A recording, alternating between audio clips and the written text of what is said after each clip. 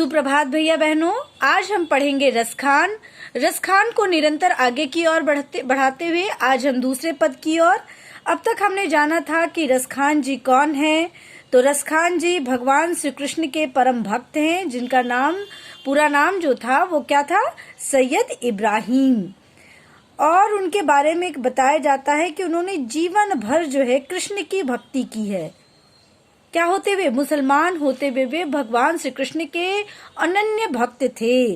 और उनकी कविताओं की विशेषता के बारे में, उनके साहित्यिक विशेषता के बारे में, उनके सवैयों की विशेषता के बारे में बताया है कि वे भगवान श्री कृष्ण से संबंधित प्रत्येक वस्तु पर मुग्ध थे। अब हम आज आगे की ओर बढ़ते हैं कि या लकुटी अरु कामरिया पर राज तिहू पुर को तजी डारऊं। आटहु सिद्धि नौ निधि के सुख नंद की गाय चराए बिसारऊं। रसखान कबऊ इन आखिन सौ ब्रज के बन बाग तड़ाग निहारऊ। कौटिक एकल धौत के दाम करील के कुंजन ऊपर वारऊ। अब क्या कहता है कि वो भगवान श्री कृष्ण के प्रेम में किस प्रकार से मुग्ध थे। वह कहते हैं यह लकुटी अरु कामरिया, लकुटी मतलब लाठी और कामरिया मतलब कंबल। कहते हैं कि मैं चाहता हूँ कि कृष्ण की लाठी और कंबल के बदले तीनों लोका का राज्य तुही पुर को ताजी डारो। यानी कहता है कि तीनों लोकों के राज्य को भी मैं क्या कर दूं, त्याग दूं। किसके बदले? भगवान श्री कृष्ण के लाठी और कंबल यदि मुझको मिल जाए तो तीनों लोकों का जो सुख है मैं उसको क्या कर दूंगा, छोड़ दूंगा। आगे कहते हैं आठहु सिद्धि नौ निधि के सुख नंद की गाय चराए बिसारो। अब आगे कहते हैं, क्या कहते हैं कि नंद के गाय को चराने के बदले, नंद की गाय चराए बिसारो यानी नंद की गाय को चराने के बदले यदि नंद के गाय को चराने का मुझको सुख मिल जाए तो मैं क्या करूंगा, आठों सिद्धि नौ निधि के सुख, यानी कहते हैं कि मैं उसके बदले में आठों सिद्धि और कुबेर की 9 निधियों के सुख को भी क्या कर दूंगा, त्याग दूंगा। अब मैं आपको बताती हूँ कि आठों सिद्धि क्या होता है। आठों सिद्धि, ये आठों सिद्धि पता है क्या होता है, इसके क्या क्या नाम हैं? इसके नाम होते हैं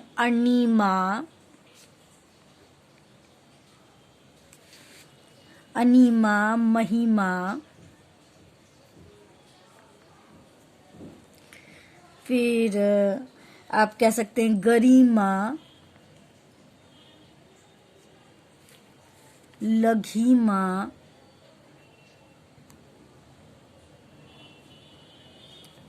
प्राप्ति, प्राकाम्य, ईशित्व, क्या कहते हैं, ईशित्व, और हम कह सकते हैं वशित्व। ये क्या है? आठों इसके नाम हैं। अणिमा, महिमा, गरिमा, लघिमा, प्राप्ति, प्राकम्य, ईशित्व और वशित्व। ये क्या है? आठों सिद्धि। और पता है 9 निधि क्या होता है? कुबेर की जो 9 निधियां हैं, 9 निधि जो है क्या है, 9 निधि। पता है 9 निधि क्या है?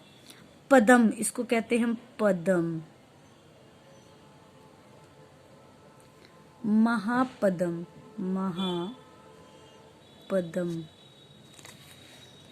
और क्या कहते हैं, शंख मकर, शंख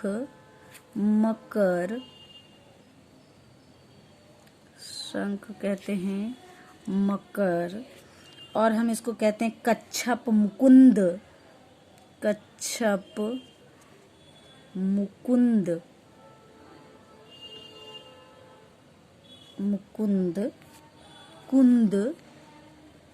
कुंद, नाल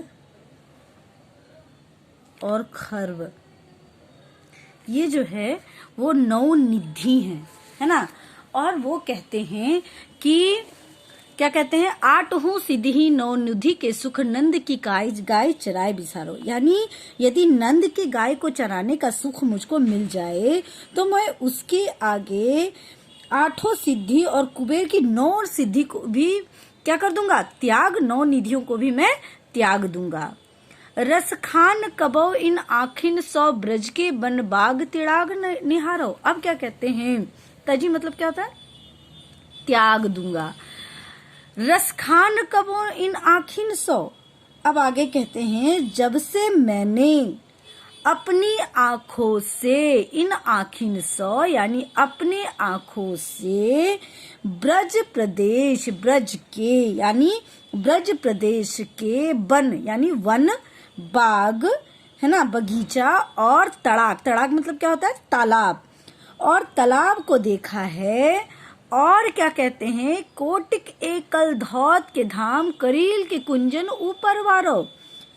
और मैंने करील के घने कुंजों को देखा है। क्या क्या देखा है, रसखान कहते हैं कि जब से मैंने अपनी इन आंखों से ब्रज प्रदेश के वन, बगीचे और किसको, तालाब को और साथ साथ करील के कुंजों को देखा है, तब से क्या होता है, मन होता है कि मैं इन निवास करने वाले करोड़ों सुनहरे महलों को भी इस पर क्या कर दूंगा, कौटिक एकल धौत के धाम यानी करोड़ों सुनहरे महलों को भी निछावर कर दूंगा।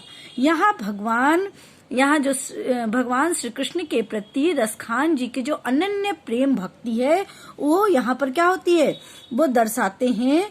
और वो रसखान जो हैं, कृष्ण की जो लीला भूमि है उनसे वो क्या करते हैं, अत्यंत प्रेम करते हैं। कवि का जो है अपने भगवान के प्रति क्या है, समर्पण की भावना इसमें दिखाई पड़ती है ना, जिसमें वो कहते हैं कि मैं भगवान श्री कृष्ण का यदि मुझको सानिध्य मिल जाए तो मैं तीनों लोकों का सुख क्या कर दूंगा, त्याग दूंगा। ये क्या हुआ उनका भाव पक्ष। फिर मैंने आप लोगों को बताया था कि हर दोहे या सवैये का जो होता है, पद का जो होता है, 2 भाव होता है, एक भाव पक्ष और दूसरा कला पक्ष। अभी मैंने आप लोगों को भाव पक्ष बताया कि इसमें क्या हुआ है, भगवान श्री कृष्ण के प्रति अनन्य प्रेम जो है वो क्या गया है, दर्शाया गया है। अब कला पक्ष जो होगा उसमें हम क्या लिख सकते हैं, अब तक हमने क्या जाना, भाव पक्ष, कि इसमें भगवान के प्रति जो उनकी समर्पण भावना है, किसकी समर्पण भावना है, रसखान जी की जो है समर्पण भावना प्रदर्शित होती है। अब जो है कला पक्ष में हम क्या कह सकते हैं, तो कला पक्ष में हम कह सकते हैं कि इनकी जो सवैया का जो है, सवैया जो है वो क्या है, संगीतमय है। क्या कह सकते हैं आप, संगीतमय, संगीतमय है ये बिल्कुल भी क्या है, संगीतमय है। इसमें लय है, छंद है, लय है, छंद है, ठीक है। दूसरा हम क्या कह सकते हैं कि इसमें भाषा जो है बहुत सुरीली और प्रवाहमयी है। भाषा क्या है, भाषा जो है वो बिल्कुल क्या है, प्रवाहमयी है। तीसरा हम क्या कह सकते हैं कि इसमें जो है विभिन्न प्रकार के अलंकारों का अनुप्रास अलंकार का यहाँ पर क्या हो रहे हैं, अनुप्रास अलंकार दृष्टिगोचर हो रहे हैं। कहाँ कहाँ दृष्टिगोचर हो रहे हैं, तो यहाँ देखिए कहाँ कहाँ दृष्टिगोचर होते हैं। तो अनुप्रास अलंकार जो है नवनिधि, यहाँ पर यहाँ देखिए नवनिधि, इसमें क्या दिखाई पड़ रहा है हमको, अनुप्रास अलंकार दिखाई पड़ रहा है। फिर यहाँ देखिए कौटिक एकल धौत, करील के कुंजन, यहाँ पर क्या दिखाई पड़ रहा है हमको, यहाँ भी अनुप्रास अलंकार की छटा दिखाई पड़ रही है, ठीक है। तो हम क्या कह सकते हैं कि यहाँ बहुत ही सुंदर वर्णन किया गया है कि इसमें पद्य और कला पक्ष और भाव पक्ष